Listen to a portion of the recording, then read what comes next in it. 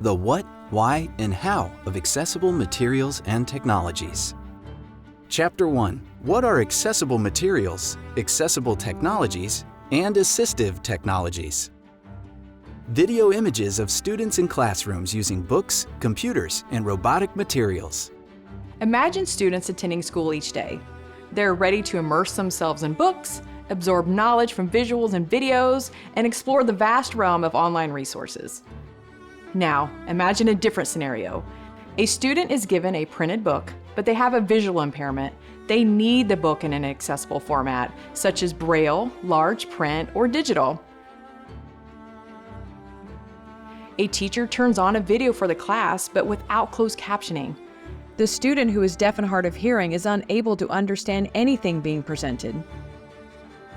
Or perhaps a student with dyslexia is given a scanned document, in essence, a graphic image, but it can't be accessed by a text reader to enable auditory support. Kelly Suding, Technical Assistance Specialist at CAST. Every day, many students with disabilities are left to struggle without the necessary materials and technologies. This leads to disengagement, resistance to school, and a belief that they are incapable of learning.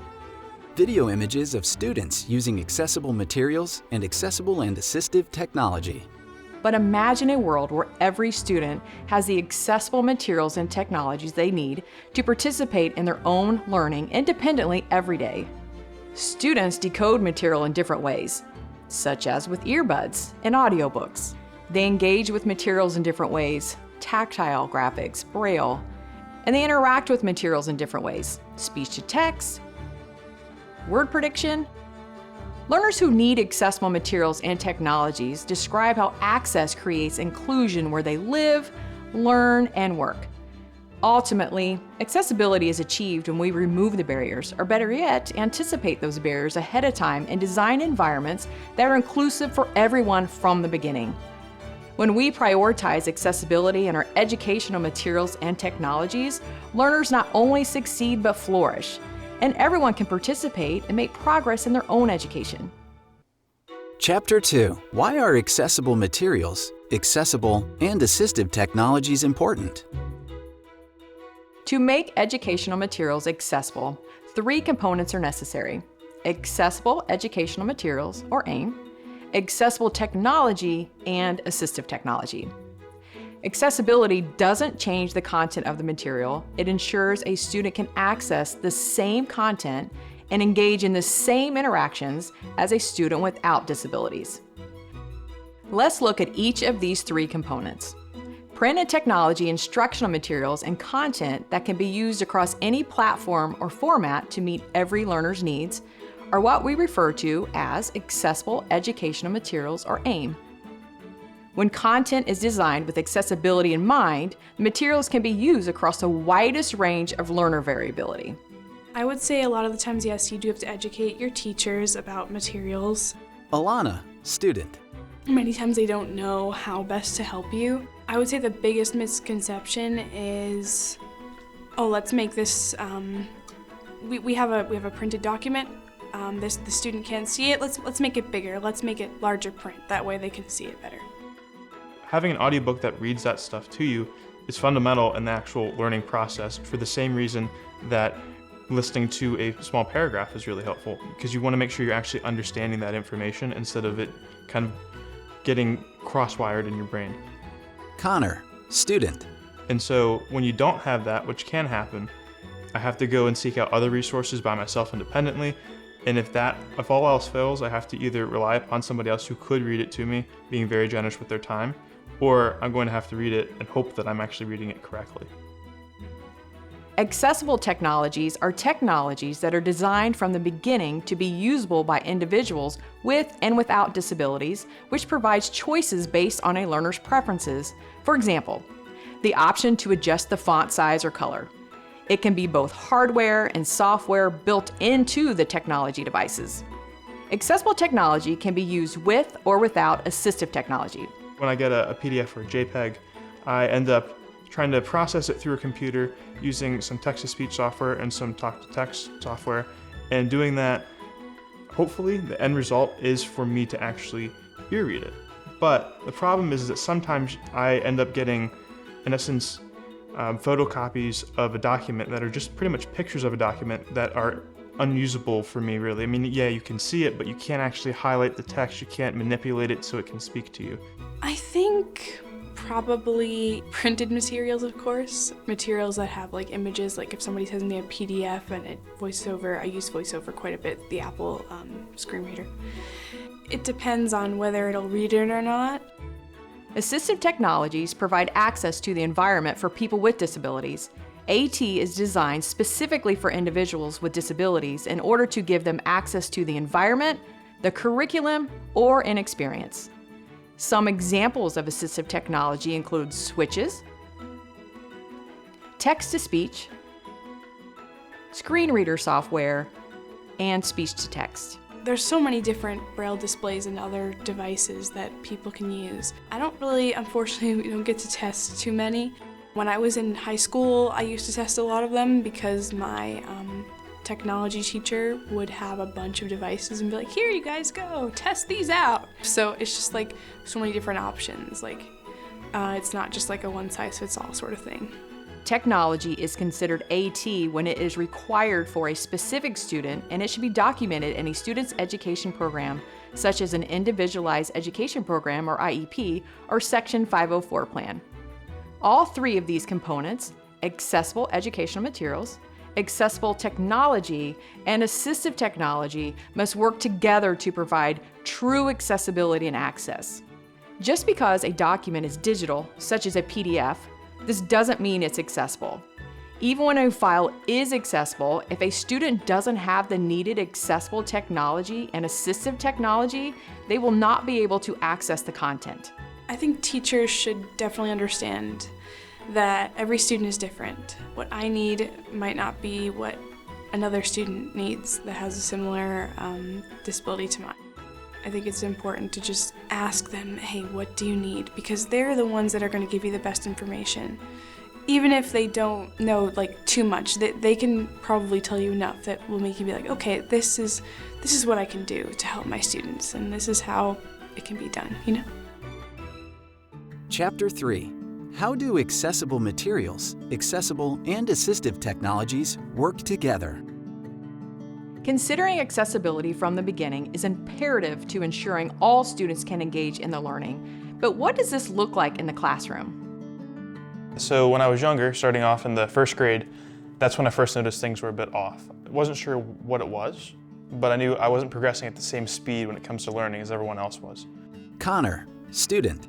This is really noticeable during spelling tests, where I still can't spell, but back then it was really, really obvious. Like the word because, couldn't do it. I had to learn how to spell with a jingle in order to like process it and get it through. How do you engage with inaccessible text? Documents get handed to me. It doesn't really do me a lot of good. I can understand it, I think, based upon what I'm reading, but that could also be different from what's actually coming across in the text, which is where a computer program comes very helpful when it can ear read it to you, where I can highlight it, play it, and I can hear it through earbuds or a headset, something of that variety, and I can hear it, retain it, listen to it, and it's just kind of like a story getting told to you versus having to read it, worrying about words being transposed, letters being backwards, things like that, and you actually reading something else that's not actually what's there, but you think, you believe that actually it's correct. So you go to that conversation with that group, and if you do it just with pen and paper without the computers and the technology, you could be coming across with different things than what's actually happening. How do you engage with printed text? Just got done with some finals, and in the finals, one of them wasn't brought to me on the computer like it was supposed to be. And so, therefore I had to sit there, and it's a small little paragraph. It's nothing crazy, it's not a whole page paragraph, but I still had to sit there. It would normally would take somebody, maybe they read it once, twice, if they really throw it 3 times, and maybe that'll take a couple seconds, maybe a minute. I'll sit there for 5-10 minutes reading it over and over and over again until I feel comfortable enough that I've actually understood the question and I can actually start writing about it. How do you engage with scanned documents? So going through, when I get a PDF or a JPEG, I end up trying to process it through a computer using some text-to-speech software and some talk-to-text software. And doing that, hopefully the end result is for me to actually ear read it. But the problem is that sometimes I end up getting, in essence, photocopies of a document that are just pretty much pictures of a document that are unusable for me, really. I mean, yeah, you can see it, but you can't actually highlight the text. You can't manipulate it so it can speak to you. Are audiobooks important to your learning? Audiobooks, very crucial, very helpful. Especially when you have bigger documents, like if you're reading an English class, you normally read books in high school, middle school that have, we're going to read it, we're going to write a report. Same in history classes, read it, write another report. And so having an audiobook that reads that stuff to you is fundamental in the actual learning process for the same reason that listening to a small paragraph is really helpful, because you want to make sure you're actually understanding that information instead of it kind of getting cross-wired in your brain. And so when you don't have that, which can happen, I have to go and seek out other resources by myself independently. And if all else fails, I have to either rely upon somebody else who could read it to me, being very generous with their time, or I'm going to have to read it and hope that I'm actually reading it correctly. So it could be upwards of 20 times in total of people reading it, depending on how many of the proofreaders, like friends and family, read it. So in essence, an average paper could take 30 times really if you're counting everyone reading it multiple times.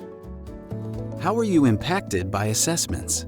Comprehension tests were very interesting when I was younger. I really struggled with decoding. I think a lot of people do, but the comprehension was all there.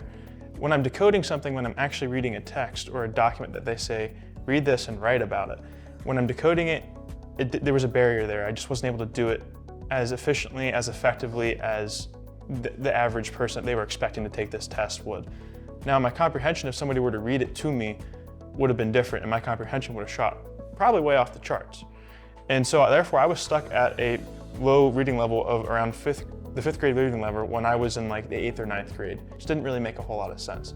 And so as a result of that, they ended up pulling me out of different aspects of like my life in school. I had to do extra things outside of school to kind of try and catch up, if you will, when really that wasn't the problem, it was just a decoding problem. So in essence, they would pull me out of gym classes. I remember missing gym for a year or two when I was there, and that I think was kind of counterintuitive because A, it felt like a punishment, that's first of all, and B, when you're actually moving and doing things, I find myself that I'm learning more and I'm learning more effectively materials when I do that.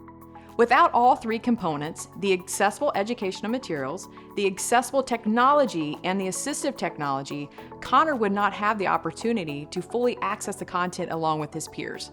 When all three components of accessibility are considered and work together, students experience equitable access and can engage, interact, and decode the content based on their preferences and needs. After all, accessibility is everyone's responsibility. National Center on Accessible Educational Materials. Find out more at aem.cast.org. OSEP logo. The contents of this video were developed under a cooperative agreement with the U.S. Department of Education. Number H327Z1-90004. However, those contents do not necessarily represent the policy of the U.S. Department of Education, and you should not assume endorsement by the federal government. Project Officer, Rebecca Sheffield, Ph.D.